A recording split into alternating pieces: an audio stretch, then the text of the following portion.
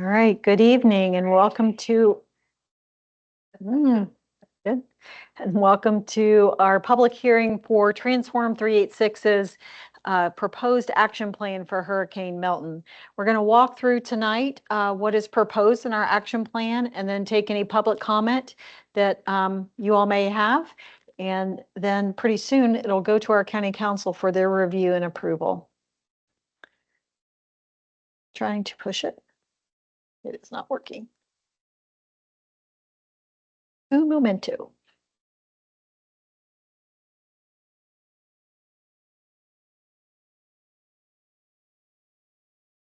Nope. Okay, I'll do it that way. Okay. So in October of 2024, Hurricane Milton landed here in Volusia County and it caused a significant amount of flooding and destruction. In December of 2024, Congress appropriated $12 billion to HUD for CDBG-DR funds for 2023 and 2024 disasters. So it's not just for the state of Florida, it's for the entire country and not just for hurricanes, but all disasters across the country.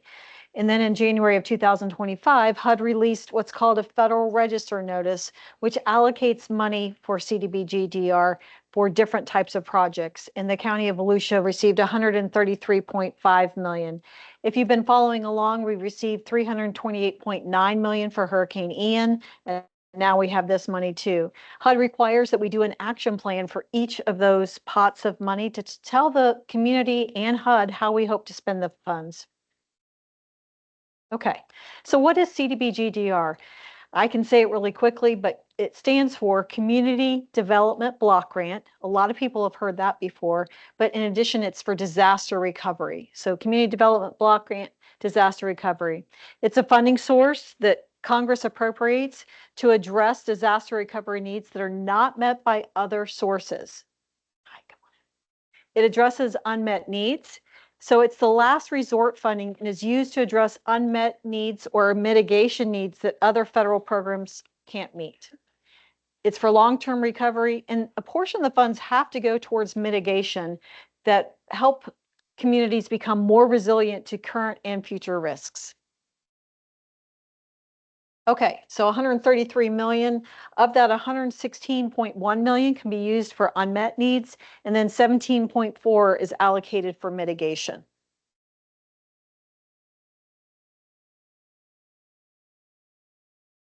Okay.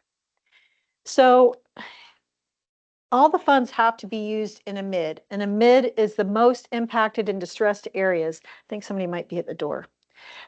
So luckily, all of Volusia County is considered a MID. 15% of the funds have to be used for mitigation efforts at a minimum, and then we have only 6 years to spend the funds. And that may seem like a long time, but it really is moving quickly. For Ian, we're well already into our second year. So here's the action plan timeline. Again, we had the hurricane hit in October 2024. HUD published their register notice. We began a community engagement process as soon as we found out in February. So we had 5 community meetings, 1 in each county council member's district, and then we started writing our action plan. We also did an unmet needs survey, which you'll hear a little bit about in a second, that asked folks how they thought we should spend our money. And we were asking that question at each of our community meetings as well. March and April, we started drafting that action plan, which we're going to talk about what that looks like here. And then right now we're doing our community required public hearings. And then in the first meeting in May, we plan to take the action plan to the council for the review and approval and then submit it to HUD. Hopefully July, August timeframe, we'll hear back from HUD and we can start investing those funds here in Volusia County. Okay. So we developed an action plan that lays out how we're going to spend the funds. We had to do an unmet needs assessment. We hired a professor actually from UCF to help us gather that data. And we met with stakeholder groups and we got data from FEMA, SBA, and then public meetings. And then we drafted that action plan. We have to give the public 30 days to review it and provide comment. And then we send it to HUD for their review. So budget requirements. We can only spend 5% for administration. That is really lean. If you look at the national standard for nonprofits, it's usually 11%. We're keeping it to 5%. Up to 15% for planning costs. You may say, well, why on earth would we do that? We did that with Ian, and we've already allocated $8.6 million to stormwater studies to help us figure out how to invest the infrastructure dollars to prevent flooding in the future. At least 15% for mitigation. That's a federal requirement. It has to be spent on mitigation, and then the remaining percentage for unmet needs.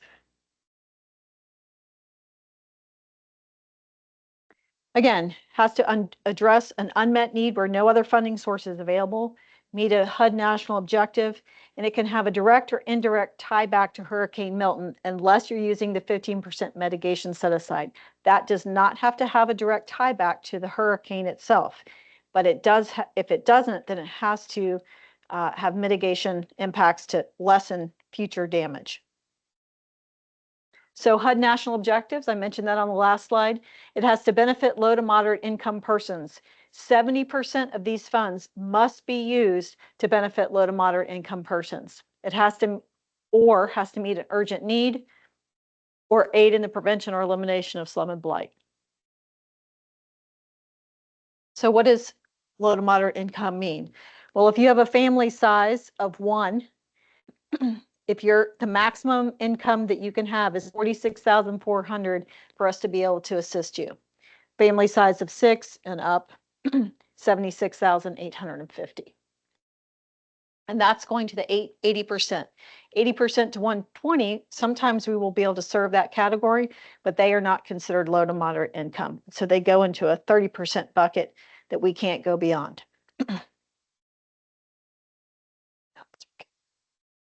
Okay, duplication of benefits. Walk around here. So duplication of benefits is sometimes confusing to folks that are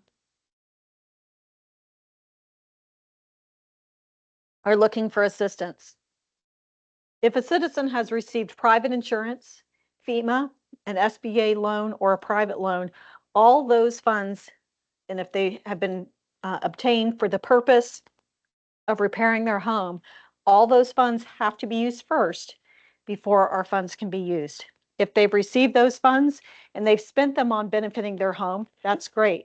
But if they've spent them to purchase a car or go on a trip to Maui, they will have to contribute those funds that they received to the project. So sometimes that's a little challenging. I will say the majority of people have used the funds for the intended purpose, but if you look at the little graph over there, we are the funds of last resort. Oh, went the wrong way, sorry. All right, unmet needs analysis. We conduct an analysis of the impact the disaster had and the resulting needs. So what's the entire recovery need? What are the available resources to cover those needs? And then the difference is the unmet need. Same thing with the mitigation needs. We reached out to all of our cities to ask them what their mitigation needs were, to try and gather that information. We also looked at FEMA data and our hazard mitigation grant program data. So there are 4 eligible activities that I'll talk about at a high level. Housing, which is housing repair and rehabilitation, reimbursements for disaster-related repairs, and home buyouts. We are just now getting ready to implement a home buyout program with Hurricane Ian. And we expect that to be a very large portion of the program with Hurricane Milton. Infrastructure, that includes improvements, reconstruction, and repair of damaged public facilities or nonprofit facilities. And that's not limited to bridges, water treatment, so forth, buildings for nonprofits, and it's non-federal matches for other federal grant and aid programs. Economic revitalization, we had a job training program under Ian. We didn't move forward with that. But you can do those types of programs under this. You can also do improvements to commercial and retail districts. Mitigation, we've talked about that before, but that's activities that improve the resilience of an area, infrastructure, home, or facility. So our unmet needs survey, we had over 500 responses to the survey. 94% were from concerned citizens. 1% were from nonprofit organizations, and you'll see all the remaining there. The highest ranking area, definitely mitigation. Folks want us to do things to prevent flooding in their community. 29% for housing, and of those, the highest percentage was buyout. Folks are getting flooded repeatedly. They want the chance to sell their house and move to some place where they're not going to flood. Excuse me. So unmet housing needs, 44,000 plus. FEMA housing registrants, this is down from Ian that was approximately 67,000. You see the difference in the homeowners and renters. Total housing impact, we had to take out support that was provided either by insurance or FEMA. And then we add back in a resiliency factor. And this is making sure that when we're doing construction in homes, that we're making them resilient. Unmet infrastructure needs. So you'll see all of those requests there. Total infrastructure impacts 333 million. Again, with the resiliency factor, 371 million. So here's our proposed budget, 5% that we talked about, which is a cap. We've taken that planning maximum amount of 15% down to 5%. Housing, 30%. That's $40 million. We're anticipating spending approximately 20 million of that on a buyout program. Infrastructure, 47% at 62 million, an additional 17 million for mitigation. And that is all I have. We have one public comment, and if you can go, did you want to speak? If so, I need you to go speak into the microphone. We can bring it to you if you prefer.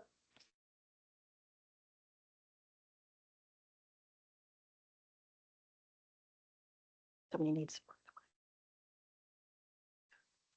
There you go. My concerns, personally, I've been approved for some assistance, and I had my house appraised, the damage analyzed. And I was hoping for windows, doors, a roof, maybe painting, general repair. And they want to demolish my house and replace it. And it scares me to death. How are you allocating your construction teams? And is, with our current economic climate, is that going to be a problem? Is it going to hinder your funds so you have funds available to you? But now that prices may fluctuate wildly, how will that affect people in your program is my question. Okay. So the question is, how will possible price increases impact our ability to serve clients? Whether it's repair or reconstruction, we use a tool called Xactimate, and it's a national standard that looks at construction costs on a regional basis. So ours is the greater Daytona area. And that helps us figure out what the cost of either the rehabilitation will be, or we actually have set pricing per reconstruction. So if those prices go up, we reevaluate pricing every 6 months, and we do a pricing evaluation, pricing exercise to determine if the prices need to be adjusted. So we will still move forward with being able to assist clients. Maybe we'll assist, fewer, but at this point, we don't have any reason to think that we will. Is there any reason why a recipient such as myself couldn't use their own funds to bring the repair within your $100,000 cap to facilitate repairs rather than demolition? It's very complex, and you'll really need to talk to the lady right over there, but it really depends on where you live. If you're in a floodplain, how much damage you've had previously and how much damage you have now. There are a lot of cities that are putting restrictions on the amount of work that we're able to do before it has to move into reconstruction, but that lady right over there is the key to getting you responses for your particular case. Well, wonderful. I'd love to, I will love to talk to her afterwards. Great. And with that, I will remit. Okay. Anybody else with a question? John? I'm so surprised. Leah, this gentleman wants, Yeah, I wanted to ask you as you were going through that, I Sure. had like 5 questions, but I can okay, you remember 2. want me to go back? No, that's okay. Oh, you just did another one. That one right there. Okay, Okay, a family of 3, 59,000, 50 to 80%. Now, is that 50% of that 59,000, which would be like no, 20 that's, some odd thousand? what that means is that the moderate income for the community is the 50 to 80% of the area median income cannot exceed that amount. Okay, so that then is the net, basically, of the total for a moderate income family. No, In other words, okay, so that before or after the 50 or 80%? there's no percentage. You're confusing that. There is no percentage that's added to Does the say 50% to 80% AMI right there on the top. It does, but there's no percentage impacted on this. We're telling you that 50 to 80% of the area median income is Would this be amount. 59? Yes, Okay, thank you. And then secondly, on rebuilding, do we require stem walls? Because the city of Daytona Beach puts them right back on the ground and they get flooded year after year. so it So it are we depends on, requiring stem walls? we don't do stem walls. We do pier and beam. So if it's in a floodplain and it is not 2 feet above base flood elevation, then we have to raise it to 2 feet above flood elevation, base flood elevation. So we have a home in Port Orange that we recently completed that's probably 3 or 4 feet up. And so they have steps going up. We have another in Daytona, I believe, that's about the same. And so we do it on pier and beam. We don't do stem walls. No, the property is not raised, the home is raised, but we're not using stem walls to do that.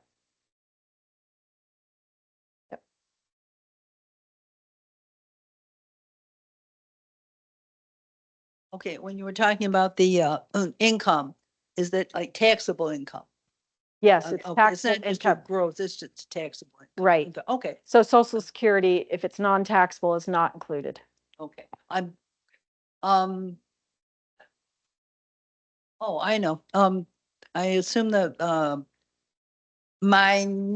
it's for my neighbor who was working, didn't get, like an application in before for her home that was hit by Milton. Okay, we have not opened up the application process for Milton. Okay. This comes first. Okay, so when you get the final okay and it's open, it's just a matter of hitting that internet at the right time to apply, is that Right, correct? and it There's won't- no way to apply. In advance? No. Yeah, okay, Yeah. okay, If your neighbor was also impacted by Ian, they could go ahead and apply now. But if it was just Milton and they need to wait, okay, it's not going to be a short time frame. Well, it'll be open for months. So okay, it's not like there's going to be this, you have 24 hours to apply or you're out. okay, thank you. Okay, you're welcome. Any other questions that we could answer? And when will it open for Milton? I'm sorry? When will that open for Milton? So we have to go through this whole process. In May, we'll take this action plan to the county council, get their hopeful approval. Then we'll submit it to HUD hopefully that week. HUD has 45 days to approve it. Once they approve it, we have to get an environmental review done to be able to spend the funds. We're already in the process of trying to get that ready to go so that we're not waiting on that. And then we have to get a signed contract. Once we get that signed contract, then we can start expending money. So we can't actually start taking applications until we get that signed application. So as soon as we can, we will open it up and we will, if you've applied for FEMA, we'll be pulling down all that data and we'll send you a postcard. If watch the news, watch the social media. If you go on to transform386.org regularly, that's our website. You'll be able to see it there. We'll do everything we can to reach out to you. If you have signed in tonight and leave us a white card or a yellow card with your email address, we'll put you on a list. The same lady that I pointed out earlier is creating a spreadsheet and she'll send you something directly saying, please apply now. Okay? Anyone else? Any other questions? We're happy to answer questions afterwards too, if you don't want to do it in an open mic situation. Not everybody is as brave as John. All right. Well, thank you so much for being here. We appreciate it. And if you have any questions, feel free to reach out. You can also provide public comment on our website at transform386.org. Thank you very much.